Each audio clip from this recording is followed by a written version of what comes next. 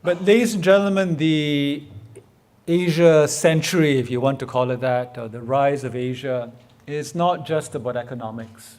It's extremely important to recognize that with economic weight comes political aspiration, political ambition, indeed political power.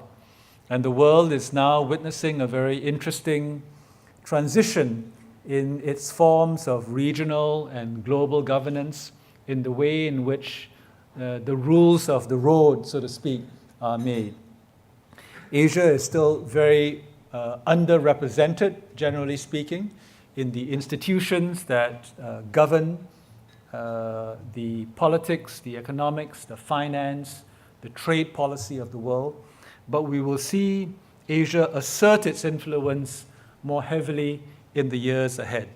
Certainly in the G20 already, more than half the countries in that grouping are in Asia. Asians are forming their own clubs because they have found that they are either excluded or marginalized in the existing clubs of the world.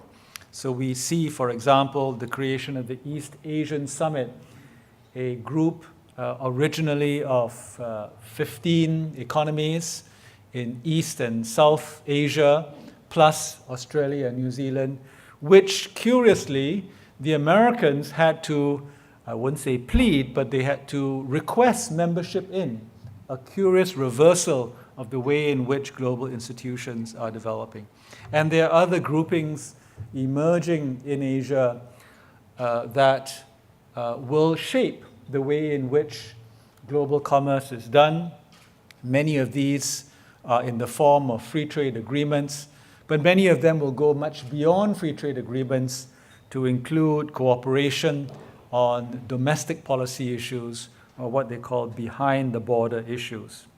Let me just note a footnote at this point to say that Canada, generally speaking, has not been actively involved or even involved at all in many, if not most, of these institutions.